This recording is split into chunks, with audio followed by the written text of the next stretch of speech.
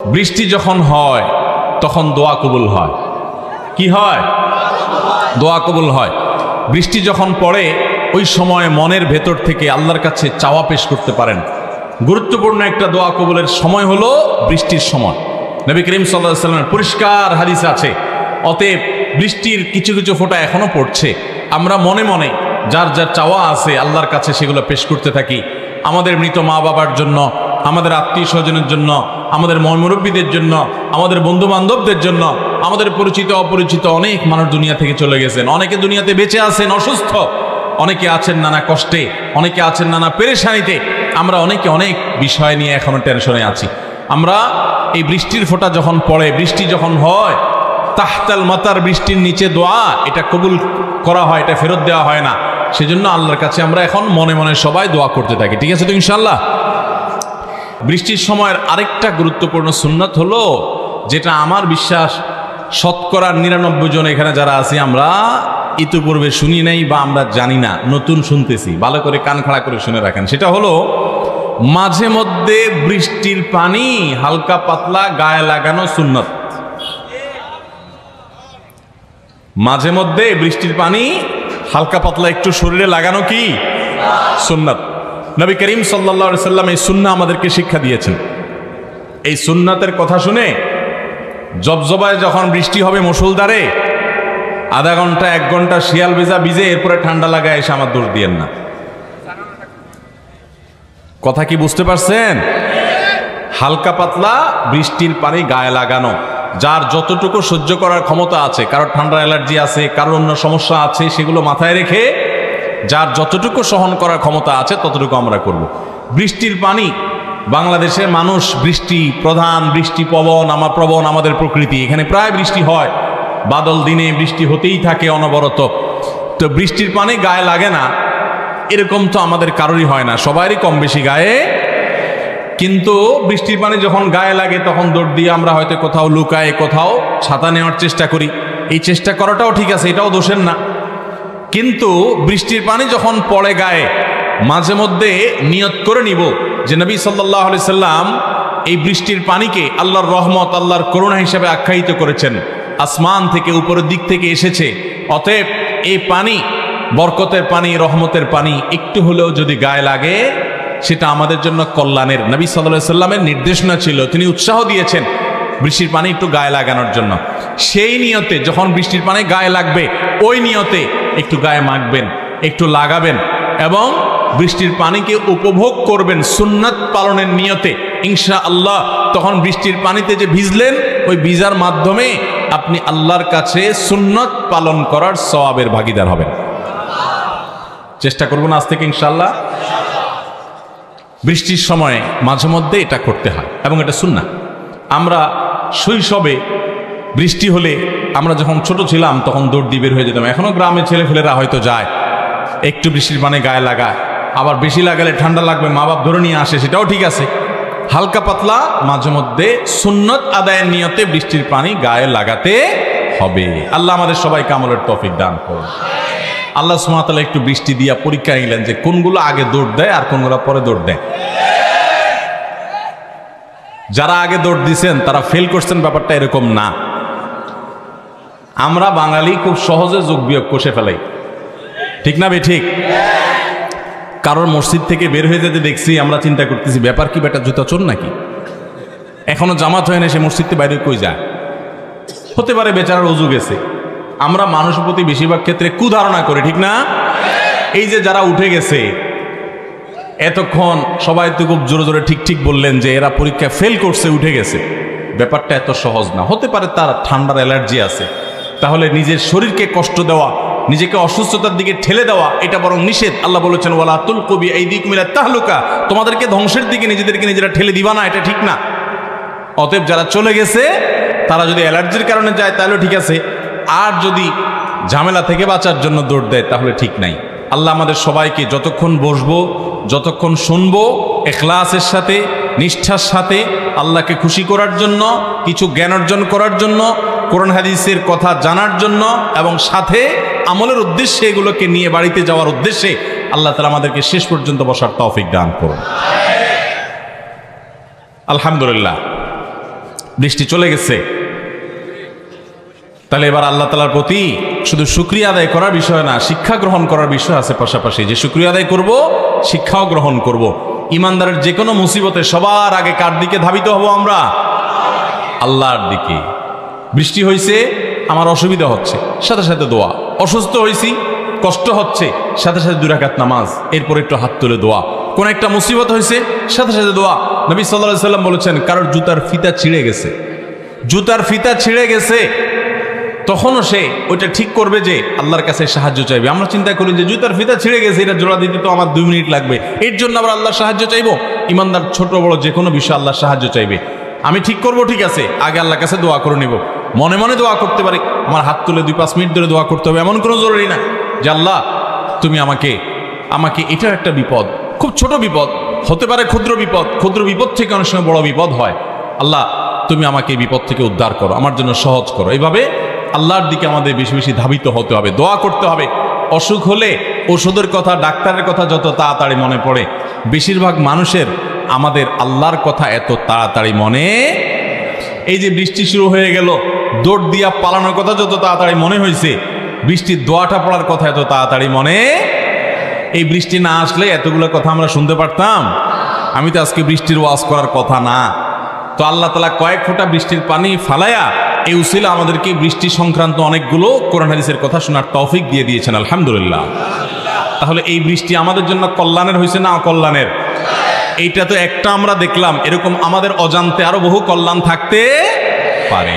আল্লাহ আমাদের সবাইকে কোরআন এবং হাদিস দ্বারা আমাদের জীবনকে আলোকিত করার তৌফিক দান করুন।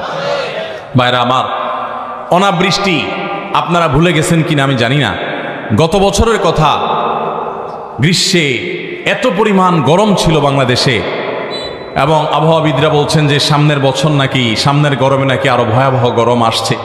এই বছর শীতেও বাংলাদেশে ভয়াবহ শীত ছিল, এত শীত কখনো ছিল না।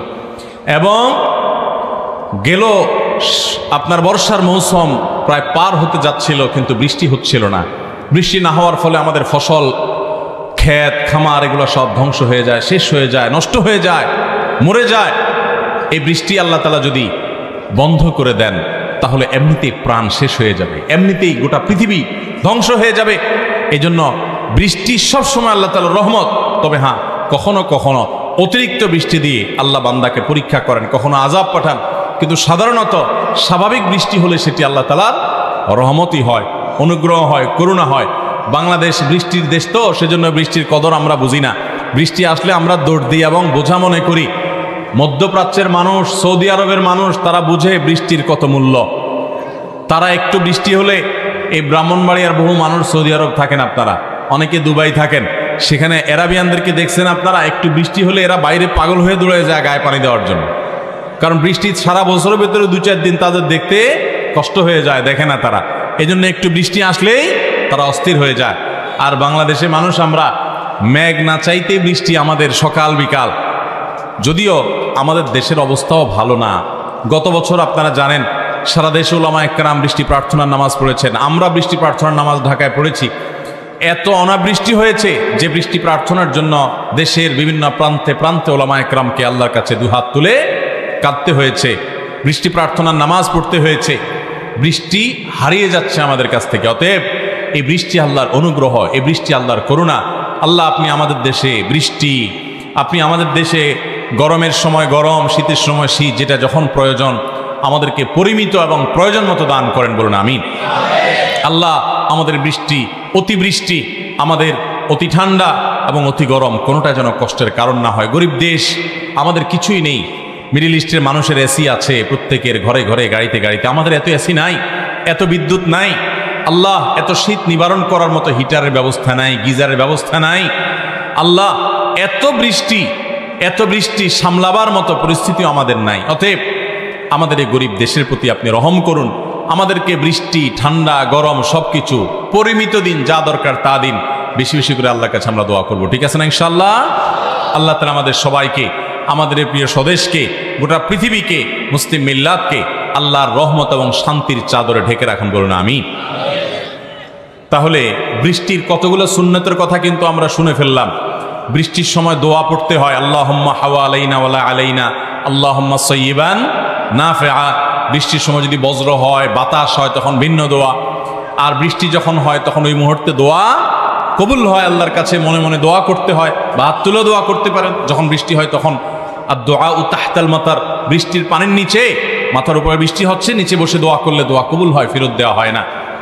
আরেকটা বিষয় হলো যে বৃষ্টি যখন হয় তখন বৃষ্টির পানি একটু গায়ে লাগানো, হালকা পাতলা, যতটুকু সহনীয় পর্যায়ের সুন্নাত, আল্লাহর রহমত, এটা নিজের শরীরে লাগানো সুন্নাত। সুন্নাতের নিয়ত করে মাঝে মধ্যে বৃষ্টি পানি লাগাবো। আল্লাহ আমাদেরকে আমল করার তৌফিক দান করুন। এবং আমরা সবাই একটা দোয়া পড়ি, আল্লাহুম্মা হাওয়ালাইনা ওয়ালা আলাইনা, আল্লাহুম্মা হাওয়ালাইনা ওয়ালা আলাইনা। এ দোয়ার অর্থ হলো, হে আল্লাহ, আমাদের আশেপাশে ক্ষেত খামারে আপনি বৃষ্টি দান করুন, আমাদের উপরে সরাসরি বৃষ্টি দান করবেন না আল্লাহ। আমরা এই দোয়াটা মনের গভীর থেকে আল্লাহর কাছে নিবেদন করে আসি। বলুন, আল্লাহুম্মা হাওয়ালাইনা ওয়ালা আলাইনা, আল্লাহুম্মা হাওয়ালাইনা ওয়ালা আলাইনা, আল্লাহুম্মা সাইয়্যিবান নাফিআ, আল্লাহুম্মা সাইয়্যিবান নাফিআ। এর অর্থ হলো, হে আল্লাহ, আপনি আমাদেরকে উপকারী বৃষ্টি দিন, যে বৃষ্টি আমাদের উপকার করবে, ক্ষতি করবে না, আমরা সে বৃষ্টি চাই। ঠিক কিনা বলে? তো আল্লাহর কাছে আমরা সে দোয়া করি, আল্লাহুম্মা সাইয়্যিবান নাফিআ। এর অর্থ হলো, হে আল্লাহ, আপনি আমাদেরকে উপকারী বৃষ্টি দান করুন। আমরা আল্লাহর কাছে আবার ওই দুইটা দোয়া, বৃষ্টি প্রার্থনার দোয়া এবং উপকারী বৃষ্টির দোয়া, বৃষ্টি যেন যেখানে প্রয়োজন সেখানে আল্লাহ তাআলা দেন, সেই জন্য আমরা দোয়া করব, আল্লাহুম্মা সাইয়্যিবান নাফিআ, আল্লাহুম্মা হাওয়ালাইনা ওয়ালা আলাইনা। ভাইরা আমার, বৃষ্টি এটা আল্লাহর পক্ষ থেকে রহমত। বৃষ্টি ছাড়া পৃথিবী টিকবে না, বৃষ্টি ছাড়া কোনো সৃষ্টি পৃথিবীতে টিকে থাকতে। এই জন্য বৃষ্টিকে গোটা কোরআনে বিভিন্ন জায়গায় আল্লাহ রাব্বুল আলামিন তার রহমত হিসাবে, করুণা হিসাবে উল্লেখ করেছেন। এই জন্য বৃষ্টি আসা এটা ভালো জিনিস। বৃষ্টি আসা, বৃষ্টি আল্লাহর রহমতের তর্জমানি করে, আল্লাহর রহমতের অনুবাদ করে। বিধায় মাহফিলের শুরুতেই বৃষ্টি, হালকা বৃষ্টির কিছু ফোঁটা নেমে যাওয়া, এটা আমরা মনে করি নিঃসন্দেহে আল্লাহর পক্ষ থেকে এটি আমাদের প্রতি অনুগ্রহ। আলহামদুলিল্লাহ। বৃষ্টির কয়েকটা সুন্নত আছে ভাই, যেহেতু বৃষ্টি শুরু হয়ে গেছে, এটা দিয়ে আমরা শুরু করি, কি বলেন? বৃষ্টি যখন আসে প্রথমত আমরা কয়েকটি হাদিস বর্ণিত দোয়া আছে আল্লাহর কাছে, সেগুলো নিবেদন করব। তার দুইটা আমরা অলরেডি করে ফেলেছি। একটা হলো আল্লাহুম্মা সাইয়্যিবান নাফিআ, যার অর্থ হলো, হে আল্লাহ, উপকারী বৃষ্টি দেন, যে বৃষ্টি আমাদের কাজে আসবে, উপকারে আসবে। আরেকটা হলো আল্লাহুম্মা হাওয়ালাইনা ওয়ালা, আল্লাহ, আপনি আমাদেরকে বৃষ্টি এমন জায়গায় দিন যেখানে দরকার, খেতে খামারে পাহাড়ে পর্বতে ফসল যেখানে দরকার বৃষ্টি সেখানে। ওয়ালা আলাইনা, যেখানে বৃষ্টি হলে আমাদের কষ্ট হবে, ক্ষতি হবে, আমাদের বিপদের কারণ হবে, সেখানে বৃষ্টি দিবেন না। এই জন্য আমরা আল্লাহর প্রতি ইয়াকিন রেখে, শতভাগ বিশ্বাস রেখে, আমরা সবাই আমাদের রব এবং পালনকর্তা হিসেবে আল্লাহকে বিশ্বাস করি কি করি না?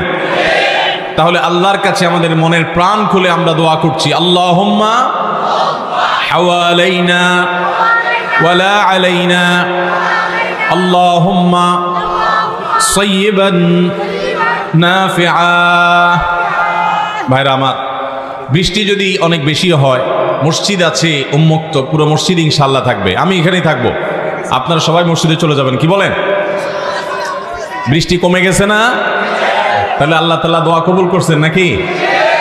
বলেন আলহামদুলিল্লাহ। আলহামদুলিল্লাহ। এটা আমাদের কারোর কারামতি না, এটা হলো কারামতি নবীজির শেখানো দোয়ার। নবী করিম সাল্লাল্লাহু আলাইহি সাল্লামের দোয়া ইয়াকিন এবং বিশ্বাসের সাথে আমল করলে গুলি ফেরত হতে পারে, নবীর শেখানো দোয়া, কোরআনে শেখানো দোয়া ফেরত যেতে পারে। আমরা আল্লাহর প্রতি ঈমান আনি, আল্লাহ আমাদেরকে ঈমান আনার তৌফিক দান করুন।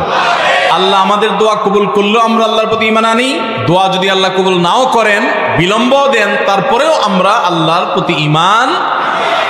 আমরা সেই স্বার্থপর মানুষের মতো হব না যে আল্লাহ তাআলা আমাদের দোয়া কবুল করলে আমরা আল্লাহর কাছে শুকরিয়া আদায় করব, আর আল্লাহ দোয়া কবুল না করলে অথবা দোয়া কবুল করতে একটু দেরি হলে আল্লাহ অনেক সময় পরীক্ষা নেন, ভোগান্তি দেন, কষ্ট দেন, সেই পরীক্ষা দেখে আমরা বিচলিত হব না, সবর করব। ঠিক আছে তো ইনশাআল্লাহ?